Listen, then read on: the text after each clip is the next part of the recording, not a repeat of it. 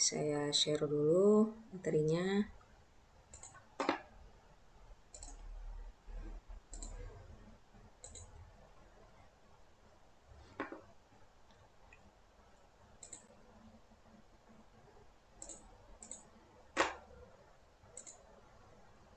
Ya, sudah terlihat ya.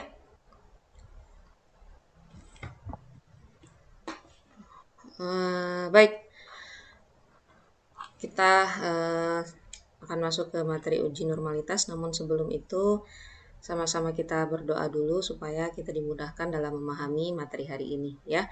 Berdoa sesuai dengan keyakinan masing-masing, dimulai.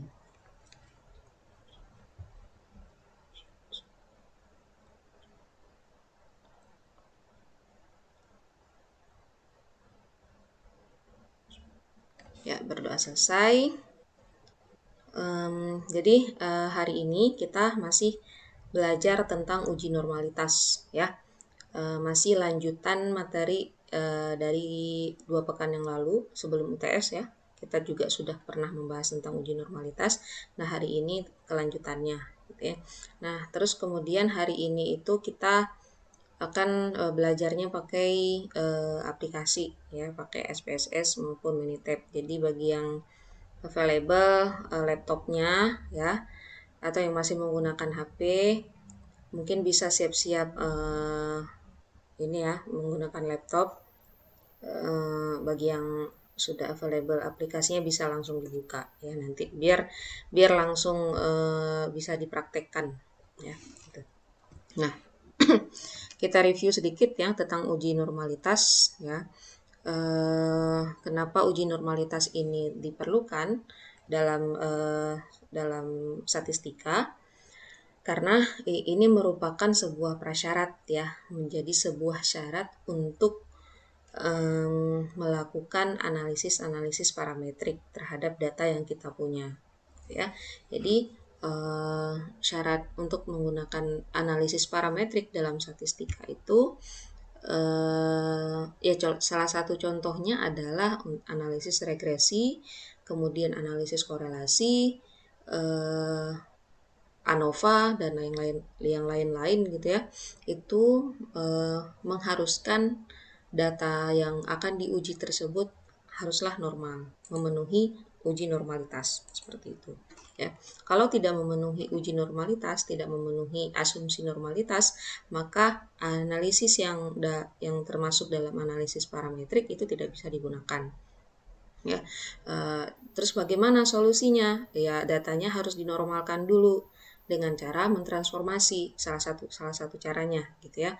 Kemudian kalau misalnya setelah ditransformasi ternyata datanya juga belum bisa normal, belum masuk dalam distribusi normal, maka harus menggunakan analisis yang lain yang tidak mensyaratkan bahwa data itu normal ya. Bisa menggunakan analisis non parametrik. Nah, itu juga banyak ya dalam statistika. Nah, untuk melihat apakah data yang akan diuji itu mengikuti distribusi normal ataupun tidak, itu bisa dilihat dari bentuk histogramnya, kemudian bisa juga dilihat dari bentuk box plot dan juga Kiki plot. Ya, di sini saya tampilkan beberapa grafik dari data yang tidak normal. Ya, untuk bentuk Kiki plotnya, misal untuk data yang tidak normal, dia bentuknya akan seperti ini ya. Ini garis lurus ini merupakan data yang normal ya. Untuk garis lurus ini merupakan data yang normal dan titik-titik yang bulat-bulat ini merupakan data yang diuji.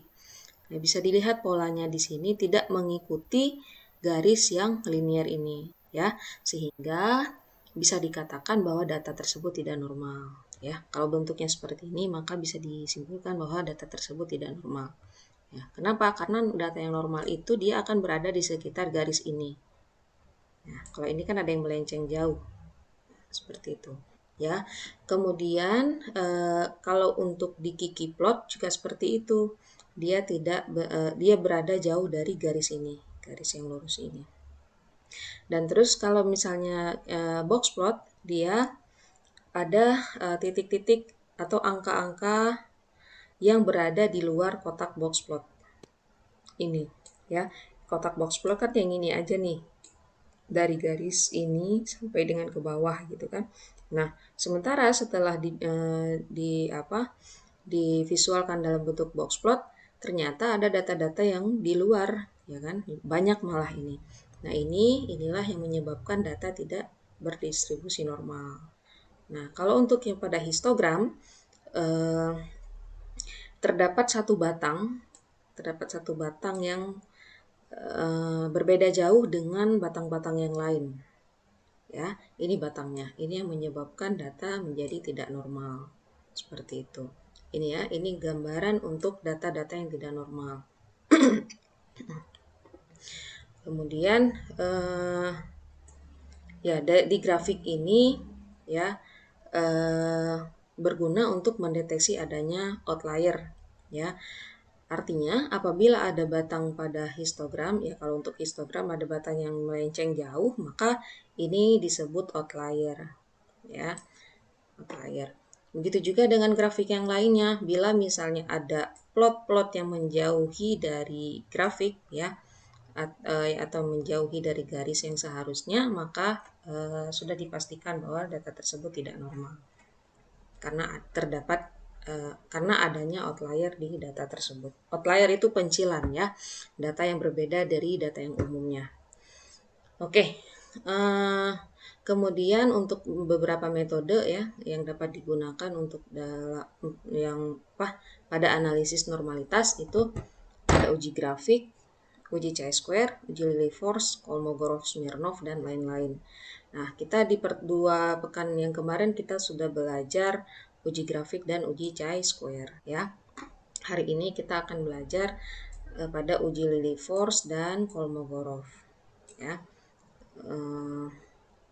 Oke, yang pertama kita masuk pada metode Lilliefors ya. Metode Lilliefors ini untuk prosedurnya yang pertama adalah menentukan hipotesis ya. Jadi kalau dalam statistika itu ya selalu berangkatnya dari hipotesis ya. Kenapa? Karena biar terarah nanti penelitiannya mau kemana atau perhitungannya itu mau kemana. Kalau orang-orang matematika itu mereka selalu memulai sesuatu itu dari definisi. Nah, kalau kita mulai dari hipotesis gitu ya. Nah, pada metode Lilliefors hipotesisnya untuk H0 ya. Untuk H0 datanya berasal dari populasi yang berdistribusi normal. Sementara H1-nya tidak berasal dari populasi yang berdistribusi normal. Kemudian untuk langkah yang kedua yaitu menentukan statistik uji.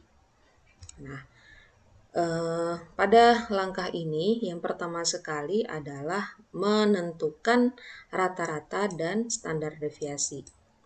Nah, ini dulu yang harus dihitung ya, menentukan rata-rata dan standar deviasi. Nah, ini menjadi poin penting ya di sini ya.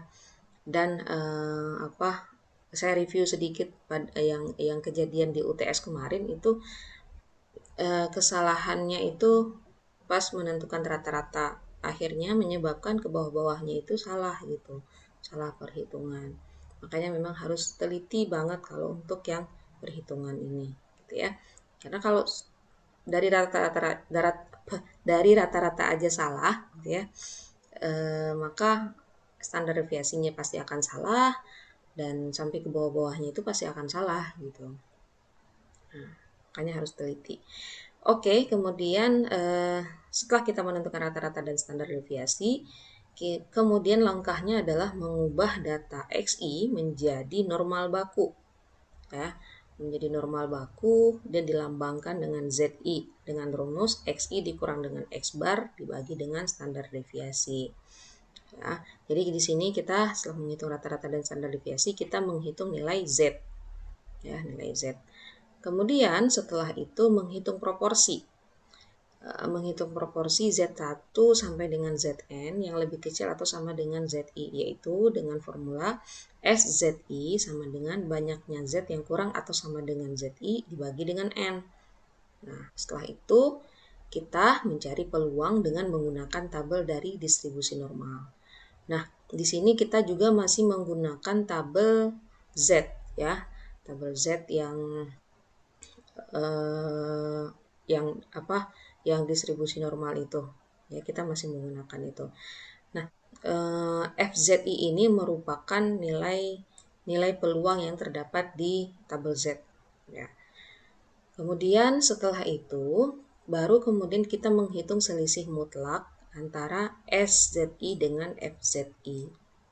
Ya, untuk apa? Karena inilah yang merupakan nilai dari Lillie Force hitung. Ya, dan nilai yang akan diambil adalah nilai yang terbesar dari selisih ini. Gitu ya. Nah, inilah nilai Lillie Force hitung. Kan kita tujuannya memang untuk menghitung Lillie Force hitungnya kan, nilai hitungnya berapa.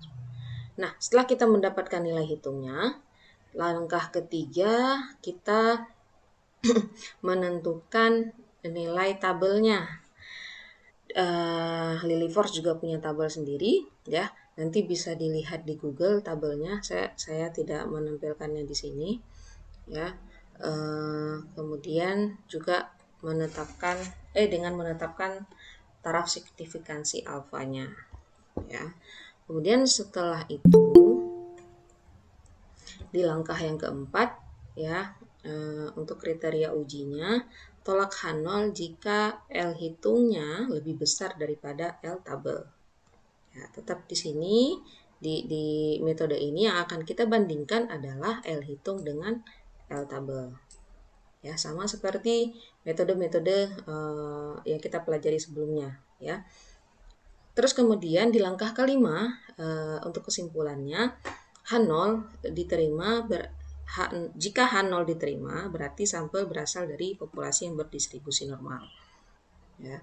Kemudian kalau misalnya H0 ditolak maka disimpulkan bahwa sampel berasal dari populasi yang tidak berdistribusi normal.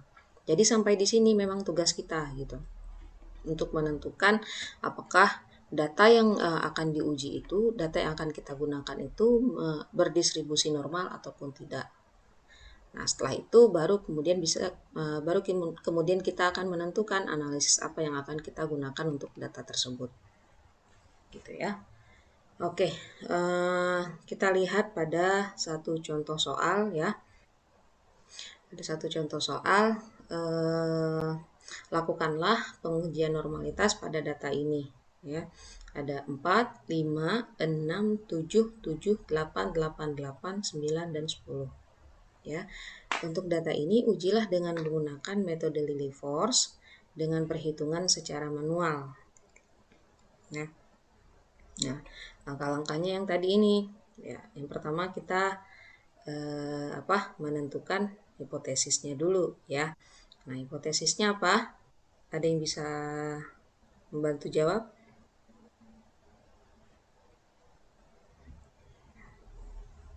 Apa hipotesisnya?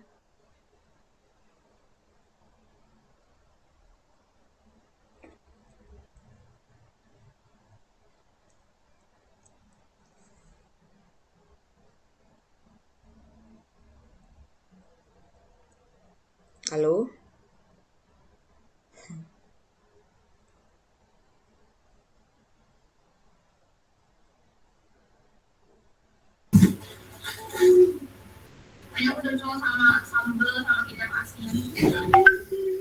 Ya, apa hipotesisnya ini?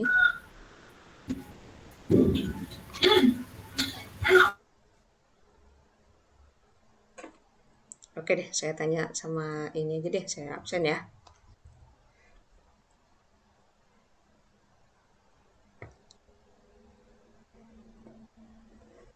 Saya mau tanya sama Alfa Tahu. Ada orangnya? Iya Bu, hadir. Ya. Gimana hipotesis untuk data ini? H0-nya apa?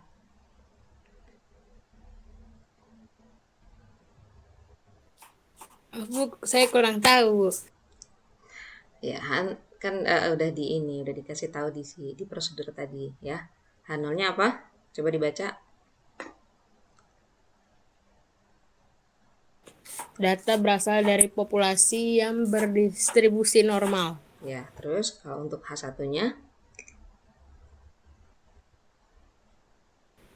Data tidak berasal dari populasi yang berdistribusi normal. Oke, itu ya hipotesis untuk data ini. Ya, gimana? Udah paham? Berarti banyaknya nilai data yang ini ya Bu, apa namanya? Kan misalnya kan kayak 8 situ kan ada 3. Kayak Mm-mm. gitu bukan? Itu HO-nya. H0. H0 itu untuk keseluruhan data ini. Ya, hipotesis itu untuk keseluruhan data, bukan untuk per satu-satuan. Gitu. Gimana? Bisa dipahami? Oh bisa Bu, kirain saya yang H0 itu yang banyak ya data keluar kayak misalnya 8 itu kan ada 3 tuh. Nah, itu modus namanya. Itu nilai modus kan data yang paling banyak muncul. Ya, kalau untuk hipotesis ya itu untuk keseluruhan data. Ya, gitu ya. Berarti H1-nya yang mana itu, Bu? H0-nya tadi apa? Itu keseluruhan data. Iya, H1-nya juga seperti itu, tapi pernyataannya yang berbeda. Kalau H0-nya tadi apa? Data Distribusi yang normal, Bu. Ya, berdistribusi normal. Kalau untuk H1-nya berarti kebalikannya. Yang iya, Ya, apa kebalikannya? tidak berdistribusi normal. Iya, gitu. Data tidak berdistribusi normal. Gitu ya, untuk hipotesisnya. Oke, kita lanjut ya. Setelah kita menentukan hipotesis, kita menentukan statistik uji. Ya, menentukan statistik uji, ujung-ujungnya nanti kita mau menghitung nilai ini nih, nilai mutlak ini. Tapi langkahnya dimulai dari menghitung rata-ratanya terlebih dahulu. Ya, kita hitung rata-ratanya dari data ini ya. 4 tambah 5 tambah 6 sampai dengan tambah 10 dibagi dengan ada berapa n-nya? 10. Ya, 10 Bu. bagi 10 ya. Bagi 10 dapatlah nanti rata-ratanya 7,2 ya. Terus kemudian setelah itu kita hitung juga standar deviasi. Ya, mudah-mudahan masih ingat rumusnya ya. Setelah kita hitung dapatlah nanti standar deviasinya adalah 1,8135. Ya. Ya, untuk perhitungan Lillie force ini untuk lebih memudahkan maka kita gunakan tabel. Ya, karena kalau kita hitung satu persatu seperti ini ya, kita jabarkan satu persatu seperti ini, khawatirnya nanti ada yang terlupakan. Jadi kita bikin dulu tabelnya. Ya, apa tujuan kita? Tujuan kita adalah mendapatkan nilai ini. Ya, gitu. Oke. Di sini ada berapa kolom ya? 1 2 3 4 5 6 7. Ada 7 kolom ya. Kolom 1, kolom 2, 3, 4, 5, 6, 7. Nah, di kolom kedua ini nomor ya. Di kolom 1 nomor, di kolom kedua ini merupakan data yang akan diuji, data ini tadi. Ya. Kemudian di kolom ketiga kita menghitung XI kurang dengan X bar. Ya, kita hitung XI kurang X bar. Kan X barnya tadi kita udah dapat 7,2 ya. XI-nya 4 kurang 7,2 sama dengan min 3,2. Terus kemudian di yang nomor 2 ya, XI-nya 5 dikurang dengan X bar dapatlah min 2,2 gitu ya untuk XI. Kemudian pada kolom keempat ya, kita ingin menentukan nilai ZI dengan langkah seperti ini. Ya. Untuk Z1 artinya Z pada data yang pertama. Ya, data pertama kita kan 4 ya. Nah, kita ingin menghitung Z untuk yang 4 ini berapa gitu. Jadi 4 dikurang dengan X bar dibagi dengan standar deviasinya. Dapatlah hasilnya min 1,76. Begitu juga untuk Z2 ya. X2 dikurang dengan X bar dibagi dengan S ya. Kita masukkan nilainya 5 dikurang 7,2 dibagi dengan 1,8135. Dapatlah hasilnya min 1,21. Begitu seterusnya sampai data yang ke-10. Ya, di data yang ke-10 itu ada 2,8 ya, dikurang dengan 7,2 dibagi dengan 1,81 dapat hasilnya 1,54. Kemudian setelah kita mendapatkan ZI-nya, kita ingin menghitung nilai peluangnya. Nilai peluangnya ini kita bisa mendapatkan dengan melihat tabel Z. Ya. Diingat kembali cara bacanya ya. Cara baca untuk tabel Z. Nah, kita ambil yang pada barisan pertama ya. Misalnya Z-nya itu adalah min 1,76. Berapakah nilai peluangnya? Nilai peluang itu yang di sini yang berada pada tabel Z ini. Ya, di sini sudah saya warnai untuk yang min 1,76, min 1,76. Maka nilai peluangnya adalah ini. Ya, 0,0392. Gitu ya. Kemudian untuk yang nilai Z min yang kedua yaitu min 1,21. Ya kan? Ini dia, min 1,21. Nilai peluangnya adalah 0,1131. Ya, seperti itu. Terus nanti bisa dicari lagi ya untuk ZZ yang seterusnya. Bisa didapatkan nilai peluangnya pada tabel Z. Gitu ya. Kemudian setelah kita mendapatkan nilai FZ, kita menghitung nilai SZ di yang kolom ke-6 ini. Ya, pada kolom ke-6 ini langkahnya adalah 1/n. 1/n, n yang kita punya kan 10 ya. Nah, untuk data yang pertama berarti 1/10. 1/10 sama dengan 0,1. Untuk data yang kedua berarti 2/10, 0,2. Dan seterusnya sampai data yang ke-10. Gitu. Kemudian satu langkah lagi yaitu menghitung selisih dari FZI dengan SZI. Jangan lupa dimutlakkan. Ya, kita hitung selisihnya ya. Dapatlah untuk yang data yang pertama itu nilai selisihnya 0,06. Kemudian data yang kedua 0,08 dan seterusnya sampai dengan data yang ke-10 yaitu 0,0618. Ya, yang akan menjadi nilai Lillie force itu adalah nilai selisih yang terbesar di antara semua ini. Nah, di sini bisa kita lihat ya untuk nilai yang terbesar itu kan berada pada angka 0,13. Ya, ini yang paling besar ya. Sehingga nilai hitung untuk data ini adalah 0,13. Bu, maaf Ya. menyala Bu, pengen tanya Bu.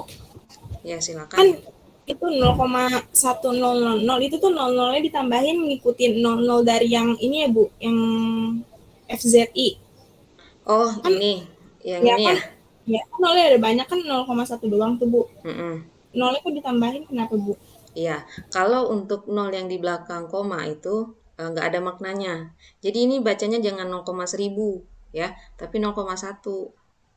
Karena angka 0 di belakang koma itu nggak ada maknanya. Mau ditambahin sebanyak apapun, tetap ini nilainya adalah 0,1. Gitu. Ya, ini biar ini aja sih kayaknya biar sama kayak angka-angka yang lain kan di belakang koma itu ada berapa angka nih? Ada 4 angka kan? Biar seragam aja sih kayaknya kelihatannya gitu. Oh ya udah Bu, makasih Bu. Tapi kalau untuk nilainya ini adalah 0,1 ya, bukan 0,1000. Oh, berarti kalau misalnya kita naruh 0,1 nggak salah kan Bu? Enggak salah ya. Ya. Makasih Bu. Ya. Jadi gitu ya. Angka 0 di belakang koma itu tidak ada makna. Ya. Ada lagi yang mau ditanyakan sebelumnya? Sebelum kita lanjut untuk perhitungannya.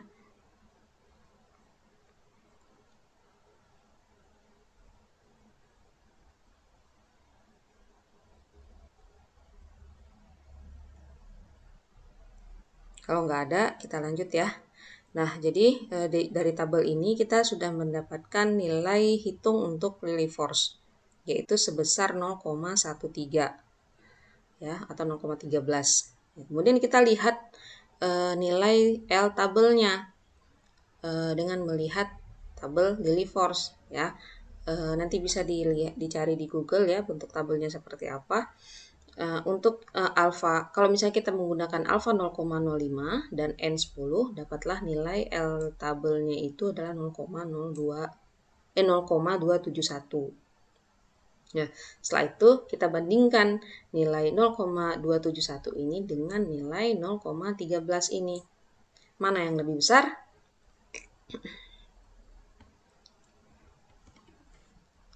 Nilai 0,271 Bu. Iya. Sehingga L0 ini lebih kecil daripada L tabel ya. L0 ini artinya nilai L hitung. Ya, karena L0 ini lebih kecil daripada L tabel, maka H0 diterima. Ya, kesimpulannya. Kesimpulannya H0 diterima atau datanya berasal dari populasi yang berdistribusi normal. Seperti itu. Oke, gimana? Ada yang mau ditanyakan terlebih dahulu? Sampai sejauh ini untuk uji Lillie Force. Bu, berarti yang L table tuh dilihat dari tabel itu ya Bu ya? Iya, iya. Sama kayak uji C-square juga. Itu kan dia ada tabelnya sendiri. Gitu. Masing-masing ada tabelnya sendiri. Tergantung metode yang kita gunakan. Ada lagi? Bu, yang 0,271 dapat dari mana Bu? Dari tabel. Dari tabel L. Maksudnya. Tabel Lillie Force. Di sini nggak Oh, saya. dari Iya. tabel Lillie Force. Iya, iya. Nanti bisa dicari ya di Google ya. Saya lupa menginputkan di sini.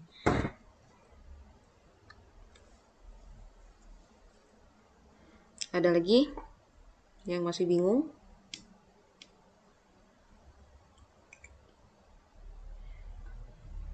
Oke, kalau tidak ada kita lanjut ya.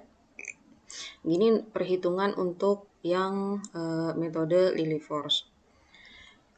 Kita masuk ke uji selanjutnya yaitu uji Kolmogorov-Smirnov ya. Untuk pengertiannya, uji Kolmogorov-Smirnov ini adalah uji beda antara data yang diuji normalitasnya dengan data normal baku. Jadi pada metode ini nanti kita intinya akan membandingkan antara data yang akan diuji ya dengan data normal baku. Nah, pada metode ini kita menggunakan aplikasi, menggunakan SPSS dan Minitab. Kenapa? Karena kalau pakai manual itu ribet ya.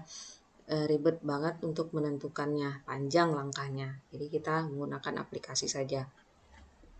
Nah, untuk penentuan pengambilan kesimpulannya cukup membandingkannya dengan nilai alfa aja. Gitu ya. Jika nilai signifikansinya lebih kecil daripada nilai alfa 0,05, itu berarti terdapat perbedaan yang signifikan. Ya, artinya data yang akan diuji mempunyai perbedaan yang signifikan dengan data normal baku. Atau bisa disimpulkan bahwa data tersebut tidak normal. Jadi kalau nilai signifikansinya itu kurang dari 0,05 berarti data tersebut tidak normal. Gitu. Ya. Kenapa? Karena data yang kita uji ini beda gitu dengan data normal baku.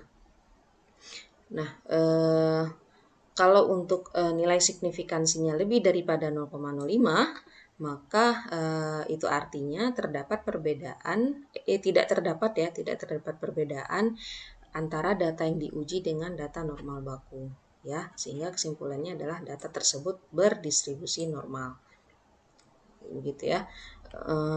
Untuk data normal bakunya bagaimana? Data ini dihitung oleh aplikasi nanti, ya. Aplikasi yang akan menentukan datanya seperti apa. Kalau untuk data yang diuji ini, data yang kita input seperti itu. Ya, ini untuk uji Kolmogorov-Smirnov. Oke, sebelum kita masuk pada contoh soal ya, saya ingin ingin ngasih studi kasus dulu ya. Jadi di sini ada abstrak dari kampus UNESA dari prodi BK juga ya. UNESA Semarang ya kalau nggak salah ya.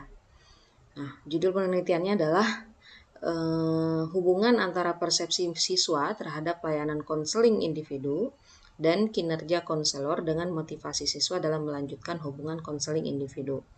Ya, ini kan BK banget ya. Jadi untuk abstraknya bisa dibaca di sini ya. Setiap siswa memiliki motivasi yang berbeda terhadap layanan bimbingan dan konseling di sekolah. Hal tersebut dipengaruhi oleh adanya persepsi siswa terhadap layanan konseling individu serta kinerja konselor di sekolah. Dampak dari hal tersebut yaitu siswa akhirnya akan berpersepsi dan memiliki motivasi yang rendah untuk melanjutkan hubungan konseling individu. Tujuan penelitian ini adalah untuk menguji ada tidaknya hubungan antara persepsi siswa terhadap layanan konseling individu dan kinerja konselor dengan motivasi siswa dalam melanjutkan hubungan konseling individu. Kemudian penelitian ini merupakan penelitian kuantitatif dengan pendekatan korelasional. Subjek dalam penelitian ini berjumlah 48 siswa. Metode pengumpulan data yang digunakan adalah angket dan analisis data yang digunakan adalah korelasi ganda. Nah, jadi saya hanya mengkopas sampai pada tujuan kita aja. Dari tujuan kita ini kan untuk mengetahui bagaimana uji normalitas pada penelitian ini. Ya, jadi kenapa saya ngutipnya abstrak aja? Karena kalau di jurnal itu ya, kalau misalnya kita ingin mengetahui gambaran dari penelitian itu, cukup baca abstraknya aja, gitu ya.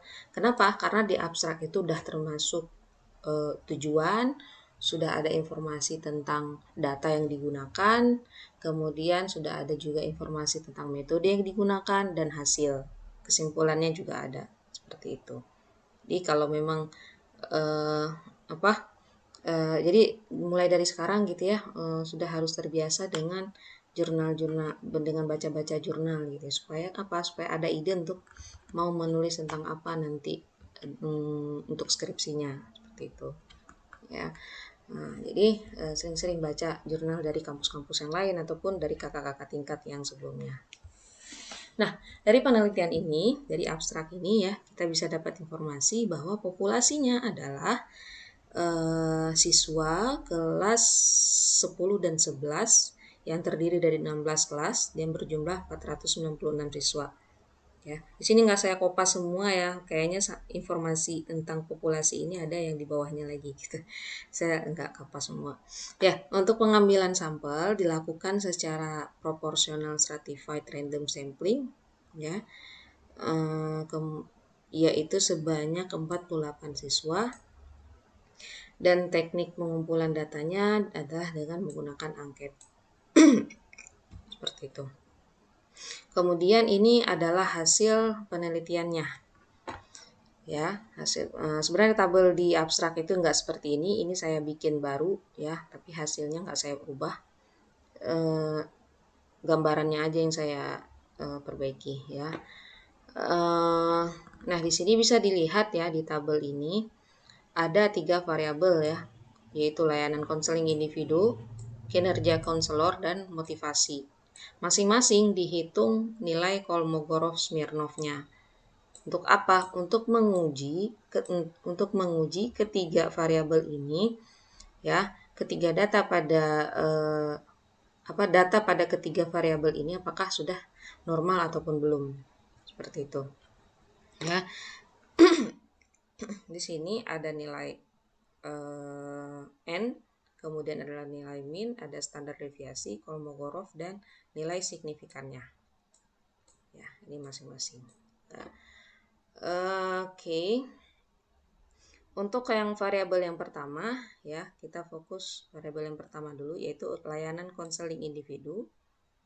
Ya, nilai Kolmogorov yang dihasilkan adalah 0,641. Ya, kemudian nilai signifikansinya adalah atau nilai p-value ya. Nilai signifikan ini sama dengan nilai p-value. Ada yang menyebutkannya p-value. Jadi jangan bingung nanti kalau misalnya di soal yang diketahui nilai p-value, bukan nilai signifikan. Ini sama ya. P-value ini sama dengan nilai signifikan. Nah, di sini karena kita menggunakan aplikasi, maka cukup kita melihat nilai ininya aja. Karena kalau kita lihat nilai Kolmogorovnya, nanti kita harus lihat lagi di tabel Kolmogorovnya. Ya, kita harus membandingkan lagi dengan nilai tabel. Kalau kita gunakan nilai signifikansi, cukup kita membandingkan dengan nilai alfa aja. Seperti itu. Ya, di sini untuk yang variabel yang pertama, yaitu variabel kelayanan konseling individu, nilai signifikannya adalah 0,806. Ya, kalau kita menggunakan nilai alfanya 0,05, berarti hasilnya adalah nilai signifikannya lebih besar daripada 0,05. Ya, gitu ya. Nah, karena nilai signifikannya lebih besar daripada 0,5, berarti datanya apa? Berdistribusi Normal. Iya, betul. Gitu ya. Jadi cukup bandingkan ini sama ini aja. Gitu. Oke, ya, jadi kita sudah dapat info bahwa untuk variabel yang pertama datanya normal. Kemudian kita coba cek untuk yang variabel yang kedua. Nilai signifikansinya berapa? 0,958. Ya. 0,958 dibandingkan dengan 0,5, berarti kesimpulannya apa? Sama Bu, normal juga. Normal juga. Nah, terus yang untuk yang ketiga hasilnya juga normal ya, karena lebih besar daripada 0,05. Sehingga bisa disimpulkan bahwa untuk ketiga variabel ini ya datanya sudah berdistribusi normal. Sehingga bisa dilanjutkan ke analisis parametrik. Ya, begitu ya. Oke, ada yang mau ditanyakan dulu untuk ini sampai di sini? Sebelum kita lanjut ke contoh yang lain.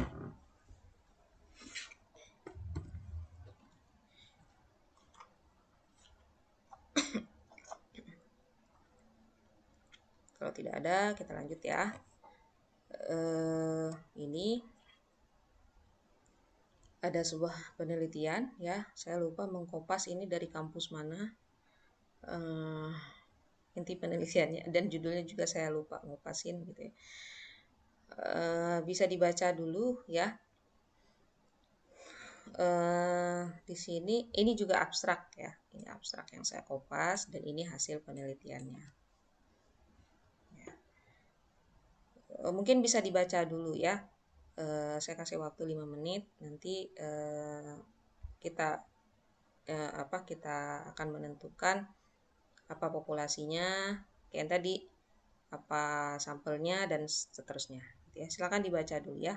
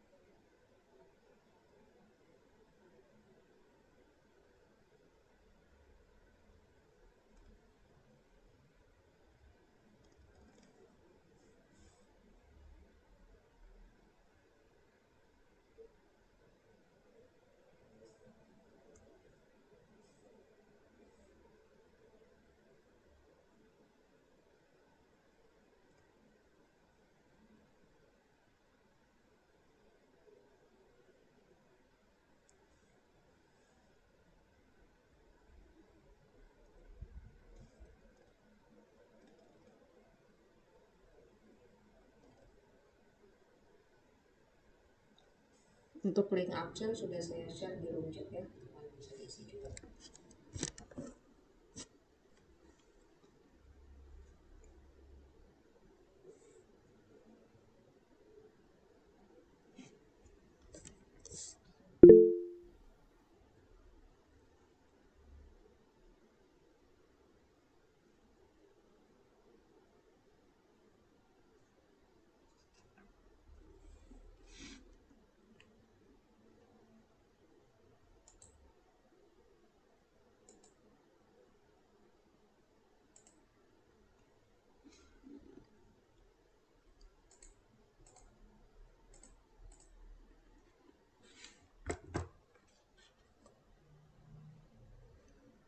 Oke, bagaimana? Udah dibaca?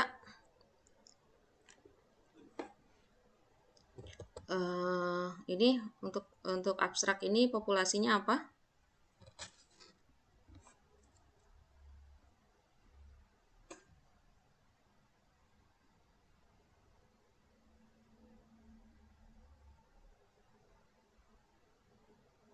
Ada yang bisa menjawab?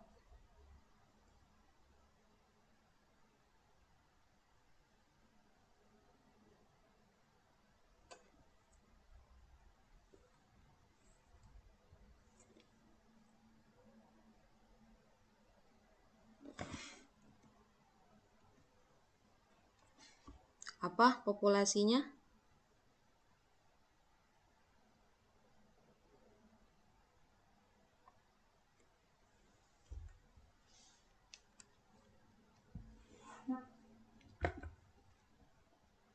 Siswa MTS Mamiai, ya Bu. Ya, betul. Ya, ini populasinya ya. Terus metodenya apa?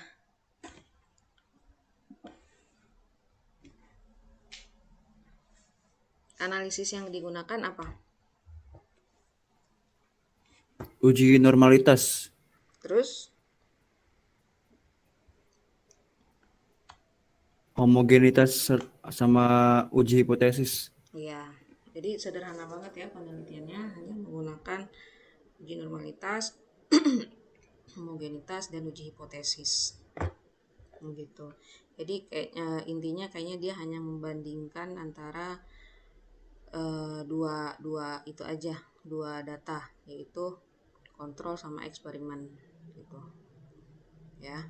Oke, untuk hasilnya, kita hanya fokus pada hasil uji normalitas aja ya hari ini. Nah, didapat di sini nilai signifikannya adalah 0,2. Gitu juga untuk yang kelas eksperimen, nilai signifikannya juga 0,2. Berarti untuk penelitian ini datanya kesimpulannya apa? Untuk uji normalitasnya.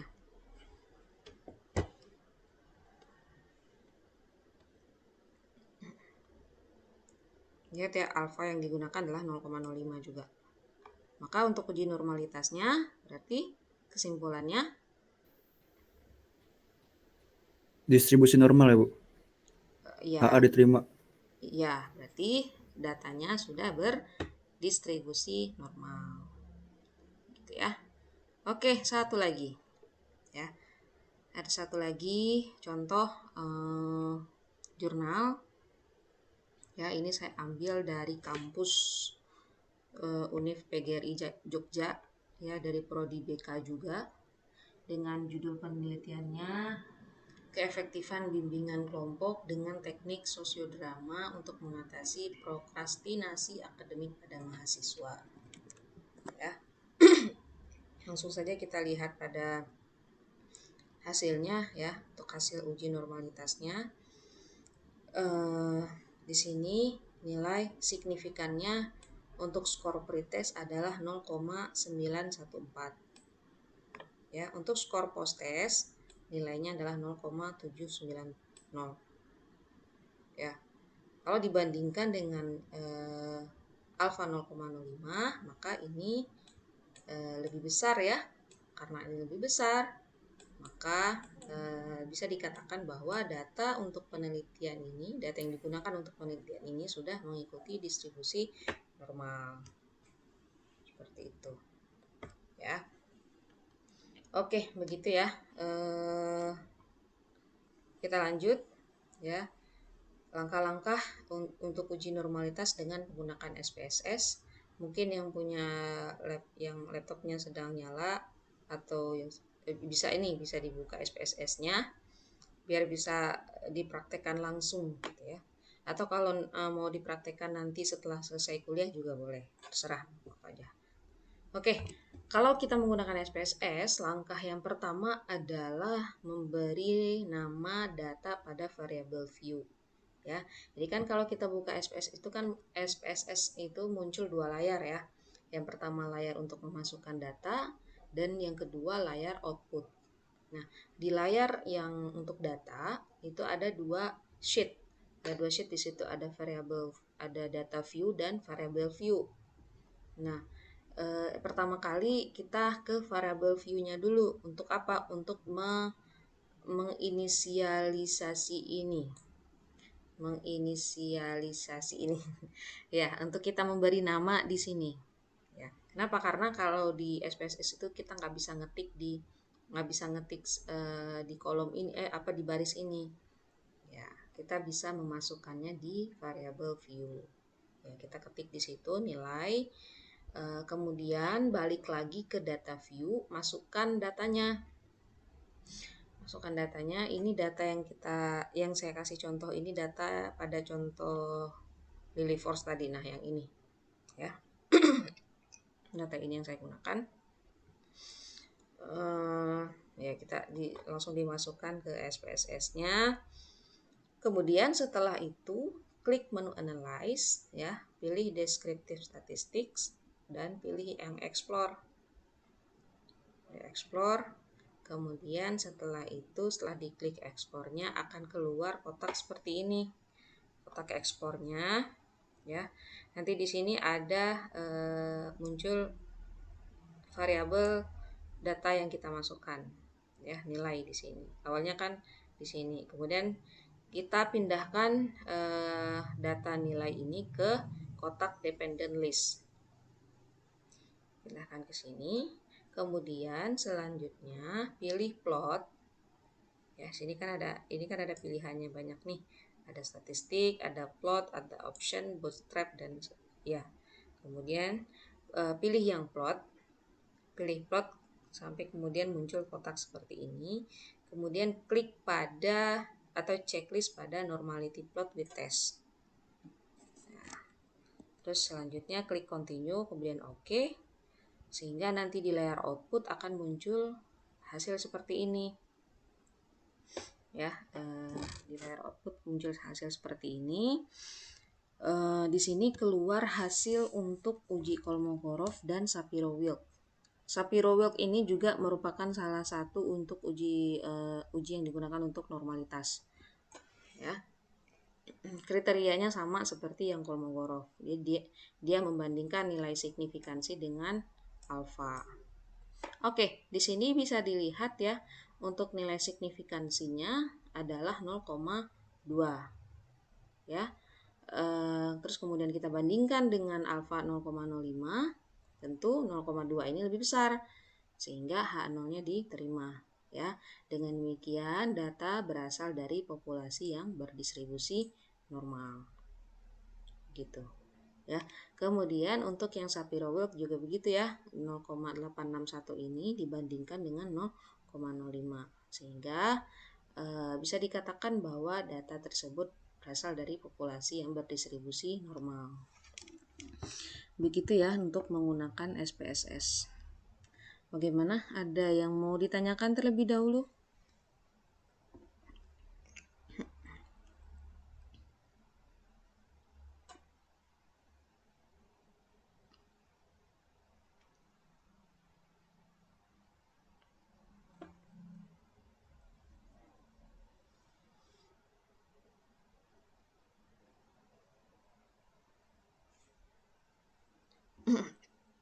Kalau tidak ada, kita lanjut ya.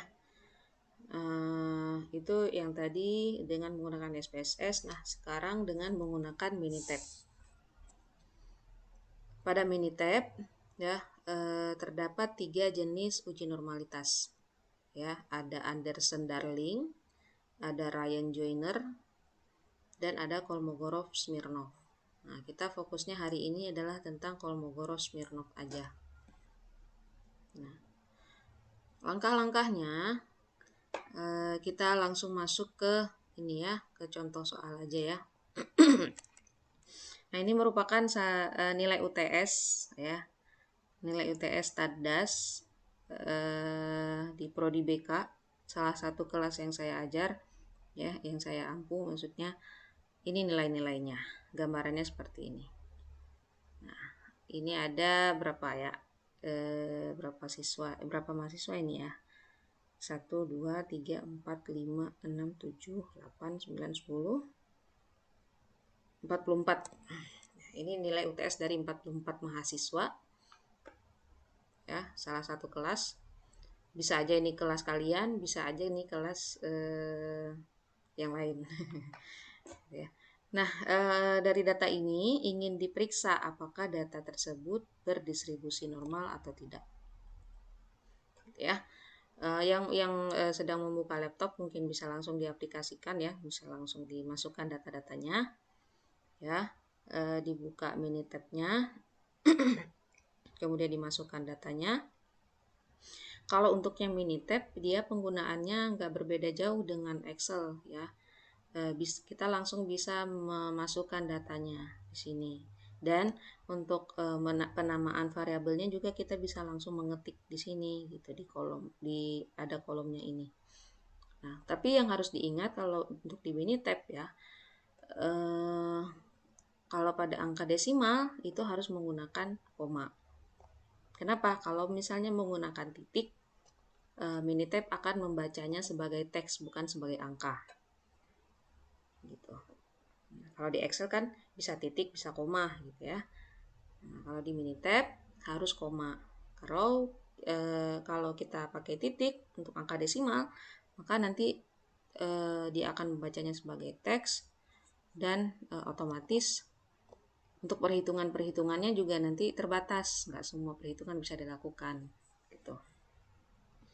Ya, oke. Setelah dimasukkan datanya, dijadiin satu kolom, ya, semua data ini dijadiin satu kolom. Langkah selanjutnya adalah pilih start. Ya, di atas ini kan ada menu-menunya ya. Pilih start, kemudian pilih basic statistics. Kemudian ke kanan, pilih normality test. Pilih normality test, klik di normality test, kemudian akan muncul kotak seperti ini. Ya, nanti di sini ada nama variabel nilai UTS ya. Klik 2 kali di sini sehingga nanti dia akan berpindah ke kotak variabel ini. Seperti ini ya.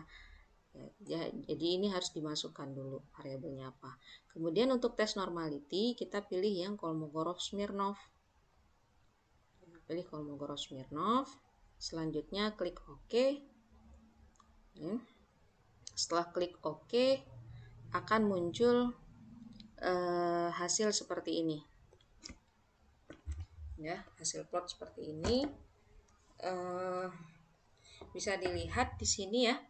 Yang garis merah ini merupakan data normal baku yang dilakukan oleh Minitab. Ini data normal baku, sementara titik-titik biru ini merupakan data yang kita masukkan tadi. Nah, bisa dilihat ya data yang di plot biru ini ada yang tidak mengikuti garis, yaitu ini kan. Yang 2 titik ini tidak mengikuti garis. Nah, sehingga kalau dari gambaran ini aja bisa kita ambil kesimpulan bahwa data tersebut tidak berdistribusi normal. Ya, ini berarti karena terdapat outlier seperti itu. Nah, untuk memastikannya kita lihat nilainya gitu. Ya, kita lihat nilainya pada nilai p-value. Ya, jadi di kotak ini kan muncul tuh ada nilai min, ada nilai standar deviasi, ada nilai n ini merupakan total sampel yang kita punya, kemudian ada nilai Kolmogorov-Smirnovnya dan nilai p-value. Ya. Jadi kita bandingkan nilai p-value dengan nilai alfa. Ya. Kalau misalnya kita ngambil alfanya 0,05, maka 0,047 dibanding dengan 0,05, siapa yang lebih besar?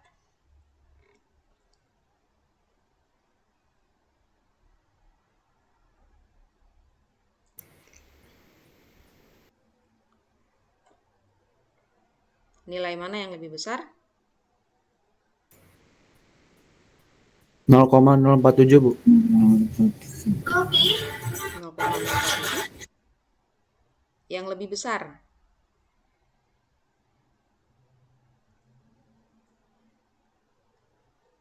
0,05. 5 sama 4 lebih besar mana? Jadi begini ya. Oh, yang dilihat angka setelah keduanya Bu. Iya. Dia Oh, iya paham Bu, paham. Ya, jadi ini bukan 47 ya, tapi 47. Ini 5 sama 4 yang dibandingkan. Gitu ya. Jadi jangan kalau di situ juga kasihan kalau misalnya salah di kesimpulan akhir karena salah baca angka di belakang koma. Itu sayang banget itu ya kalau terjadi hal seperti itu. Nah, ini kan udah dibandingkan p-value lebih kecil daripada alfa ya. Karena lebih kecil daripada alfa sehingga data tidak berdistribusi normal. Gitu. Ya, akhirnya ada juga contoh untuk yang data tidak normal. Seperti itu. Ya, oke. Ada yang mau ditanyakan dulu sampai sejauh ini?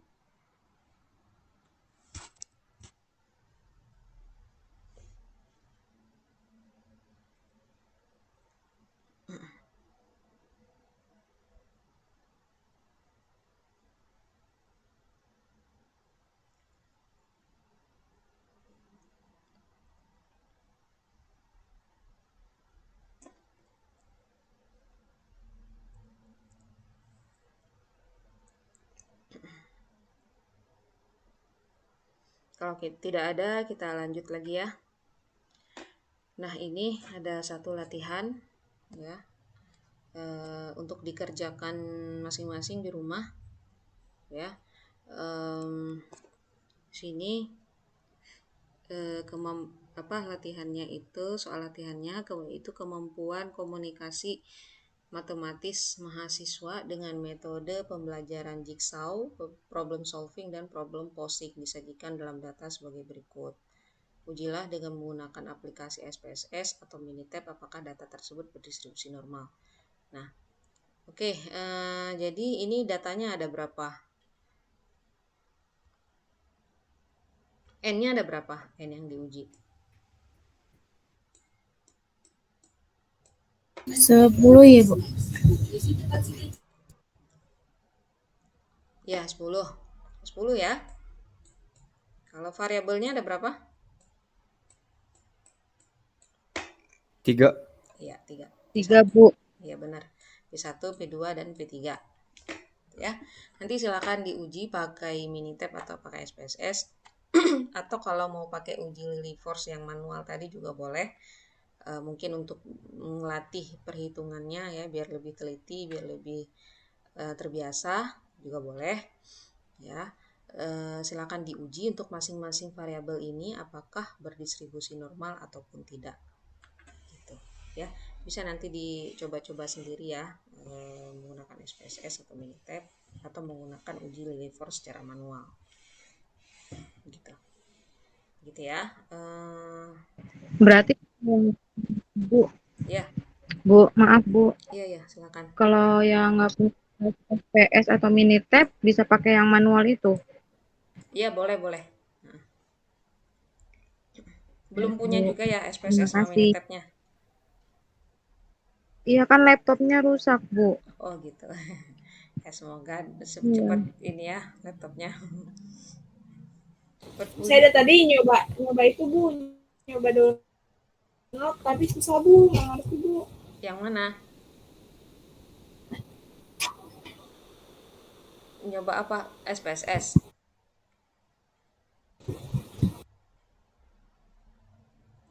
Kok suaranya putus-putus ya? Apa sinyal saya nggak bagus?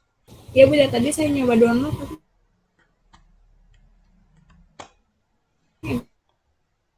nggak bisa.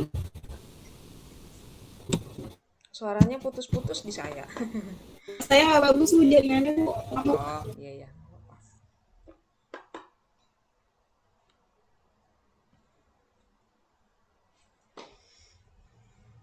Ada lagi yang mau ditanyakan? Kalau mau dicoba sekarang juga boleh, atau dicoba nanti juga boleh. Ya, silakan. Bu, PPT ntar dikirim kan, Bu? Iya, dikirim. Setelah ini langsung saya kirim ya.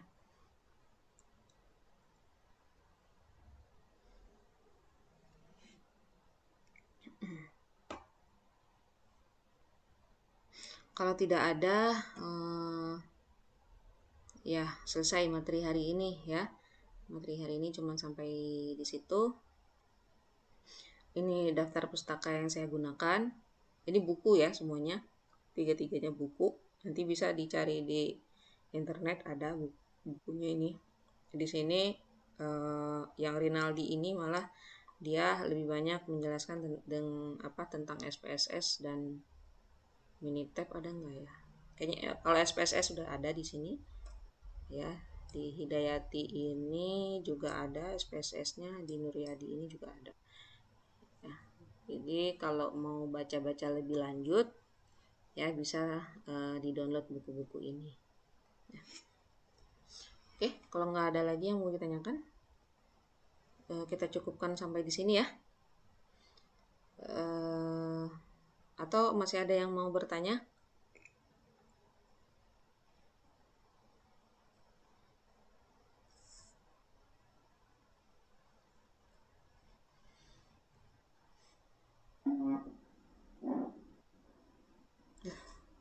Sinyalnya tuh.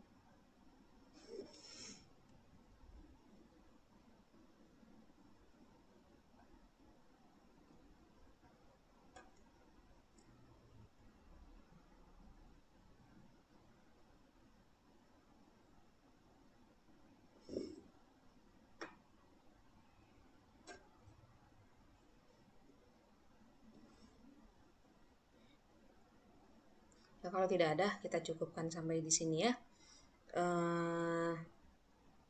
Pesan saya, yang untuk yang udah bagus nilai UTS-nya, silakan dipertahankan ya, harus tetap dipertahankan karena UAS persentasenya gede ya. Kalau jatuh di UAS maka nilai UTS nggak akan nolong sama sekali gitu ya, nggak bisa menolong. Tapi yang masih kecil nilai UTS-nya jangan berkecil hati, Ibu, Mas. Ya, masih ada kesempatan di UAS. Kenapa?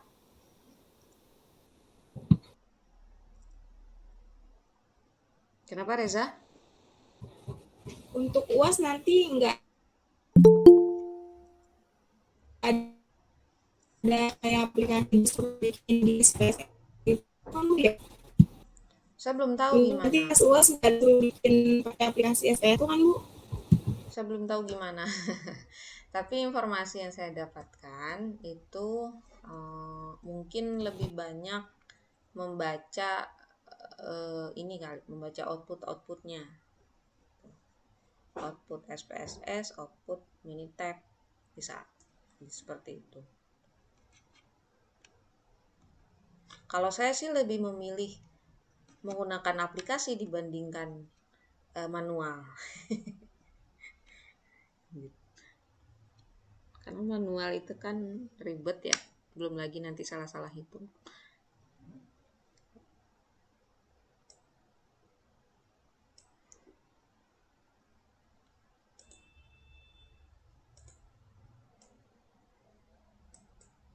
Ada lagi yang mau ditanyakan sampai sejauh ini?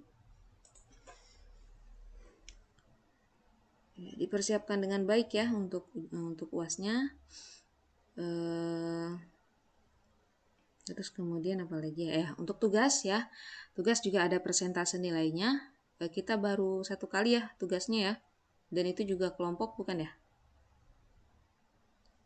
Ya Bu, kelompok Iya. itu. Nah, nanti mungkin entah di pertemuan ke depan atau ke depannya lagi saya akan ngasih satu tugas lagi ya. Harapannya itu bisa ningkatin nilai gitu ya. Biar nggak ada yang ngulang ya untuk mata kuliah ini.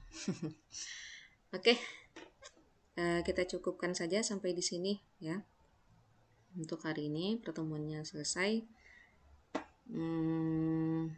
Sama-sama kita tutup dengan hamdalah. Alhamdulillahirrahmanirrahim. Lebih dan kurang saya mohon maaf ya atas segala kekurangan dan segala kesalahan selama penyampaian materi. Materinya insya Allah akan saya share setelah ini ya. Jangan lupa juga mengisi absensi. Ya, saya tutup ya. Wabillahi taufiq wal hidayah. Assalamualaikum warahmatullahi wabarakatuh. Waalaikumsalam warahmatullahi wabarakatuh. Terima kasih Bu.